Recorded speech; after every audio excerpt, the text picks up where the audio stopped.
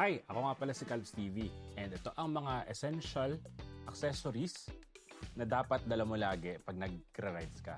Lalong-lalo na pagka malayo, diba? So, ang una-una, ayan, power bank. So, bumili ako nitong power bank.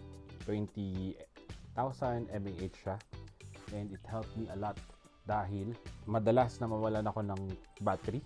Lalong-lalo na pagka gumagamit ako ng Waze or Google Maps pag nagta-travel ako ng malayo. So, it also helped me na i-power yung aking GoPro and also i-power yung camera ko, which is I'm using right now, para sa mga vlogs and also sa mga shots that I'm doing. So, it helps me para lagi may battery ang aking mga accessories. So, pangalawa, ang top box. So, yung top box talaga is very useful, lalong-lalo na pag marami kang mga bagay na dala. Pwede mong ilagay mo dun yung pusa mo. Hindi, pwede mong ilagay lahat ng mga kailangan mo dun. So, syempre, ang motor ay hindi tulad ng kotse na pwedeng maglagay ka ng kahit ano sa trunk mo, sa upuan, sa likod, ganyan. Ang motor kasi limited lang ang space na pwede mong paglagyan. Pangatlo, ang boots or kahit anong sapatos, basta ang maisasuggest ko talaga magsapatos kayo. Bakit? Kasi naranasan ko na nung nagra-ride ako na sumasabit talaga yung paa ko sa mga bato. Minsan kumakaskas pa nga, lalong-lalo na pagka rough road. Ayan. So, suggestion ko talaga boots kasi protektado talaga yung paa mo. And I suggest what you really need talaga para sa akin is boots na merong ankle protection. Yung patigas yung sakong ba tawag dito? Yung ankle. And merong protection sa toes.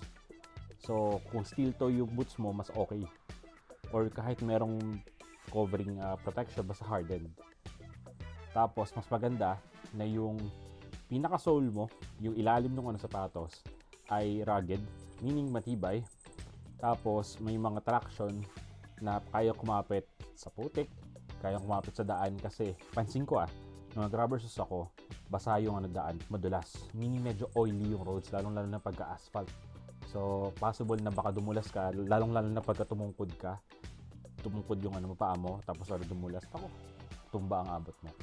So, at ito pa, next na essential ay ang bag. So, itong bag na to, parang ganyan siya, nakasabit sa'yo. Ganyan, nakasabit sa harap ko. Bakit ko siya sabing essential? Dahil gamit na gamit siya, lalong-lalo na pagka kailangan mo kumuha ng mga bagay na madalian, andun lang. So, pwede mo lang kunin ka agad, andun na. So, very helpful talaga yan. Kahit mura lang, okay lang. Ito nga, nabili ko to sa SM ng 300 pesos lang. Essential. Ang sunod, since nagsasalamin ako, and ito talaga helpful to sa mga riders na nakasalamin, ito, ayan, glass wipes, yung merong anti-fog.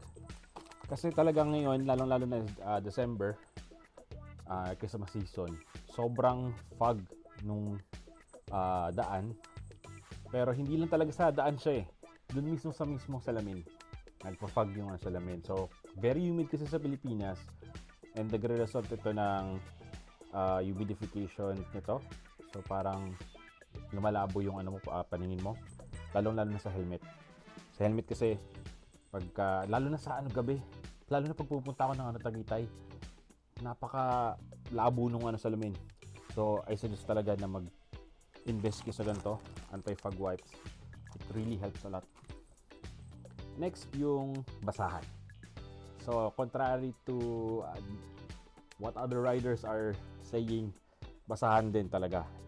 So, marami siyang use So, pwede mo siya ipampunas doon sa upuan mo. Gamit na gamit talaga. Pampunas din doon sa helmet. So, I suggest talaga bumili ka ng basahan. And lagi kayo magdadala ng basahan sa inyong mga motor. Lastly, samahan nyo ng dasal. So, it really helps me a lot, lalo na pagka sa biyahe, long rides, kahit short rides, magdasal kayo palate para ingatan kayo ni Lord. Ask for guidance on your driving and ask Him for focus para at least sa pagbabiyahe ay focus ka. And one more thing, presence of mind and yung mentality na dapat makakarating ka lagi sa paroroonan mo. Sabi nga ni Kuya Kim, parang pilot mindset. Kasi di ba pag mga drivers nga daw, minsan sinasabihan na pagka nabangga ka, nakabangga ka, nasagi ka, partiyan ng pagmamaneho. Pero ang mga piloto, pwede ba nilang sabihin na, nag-crash ako, partiyan ng pagpipiloto? Hindi, di ba?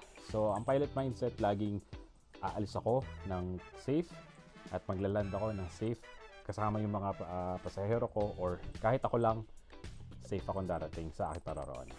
Ayun lang. Ride safe, guys.